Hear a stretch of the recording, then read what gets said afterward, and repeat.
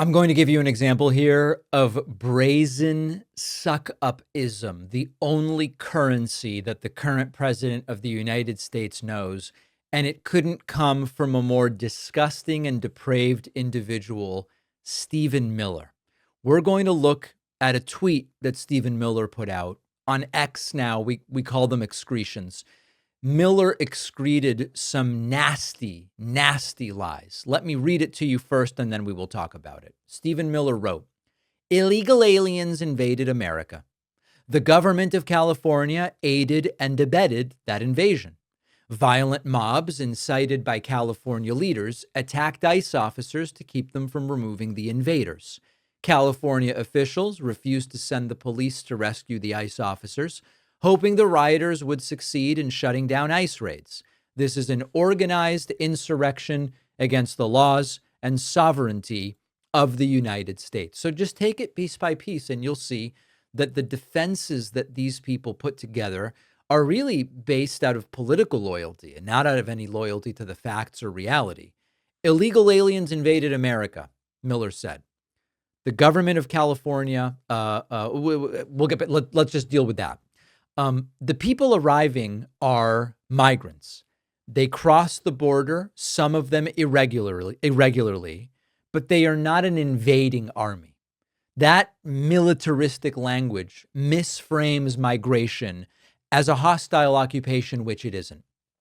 A lot of what we are seeing right now in terms of the flouting of the law is based on the characterization of people migrating as some kind of army type invasion, a militaristic invasion, and it's not. Number two, when he talks about California aiding and abetting, California is a sanctuary state under SB 54. What that means is very limited. It means local police don't enforce federal immigration law.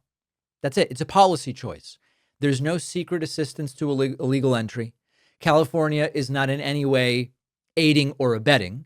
They are, as allowed by the law, not having local law enforcement do federal immigration enforcement. They are allowed to do that. They are not facilitating any entry across the border. In terms of violent mobs being incited by California leaders, there were violent clashes. I'm against violence. I'm against property crime. I'm against looting, all of it, right? So when we saw bricks, Molotov cocktails, this sort of stuff, that I'm against that.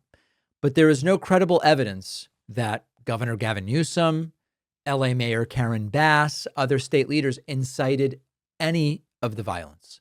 In fact, when you look at what Governor Newsom has actually said, he's condemned the violence and he has said people should protest peacefully. Then he says California officials refused to send the police. LAPD and California Highway Patrol engaged after violence erupted. In downtown LA, LAPD said this is an unlawful assembly. They declared a dispersal order. They used less lethal munitions within hours, to the point that a lot of people said it's wrong that they're doing that. So the idea that California refused to involve police is absurd.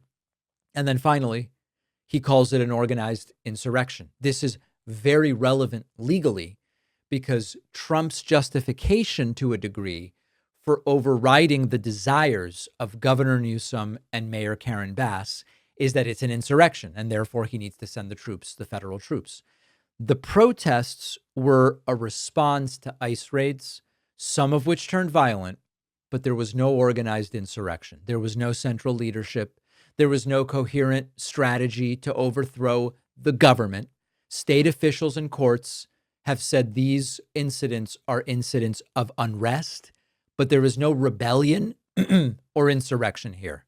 However, January 6, 2021 was a real insurrection. It was a coordinated attempt to overthrow the democratic process, led and instigated by a sitting president who wanted to stay in power even though he lost. There were fake electors. There was a violent breach of the Capitol. There was a plot to nullify millions of votes. That's the textbook definition of insurrection. Trump didn't call it that then.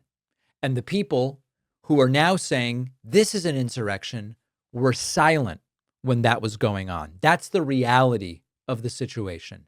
This is the architecture of spreading disinformation. And there's few people more brazen and more willing to do it than Stephen Miller. I want to introduce you to an amazing tool that has helped a huge number of people reach their health goals. It is called Lumen, and it's the world's first handheld metabolic coach. It's a device that measures your metabolism through your breath, and on the app, it'll tell you, are you burning fat or carbs, and give you tailored guidance to improve nutrition, workouts, even stress management. Your metabolism is like the engine of your body, how you turn food into fuel. And because your metabolism is at the center of everything your body does, optimal metabolic health can translate to many benefits, including easier weight management and improved energy levels and fitness results. It's a long list.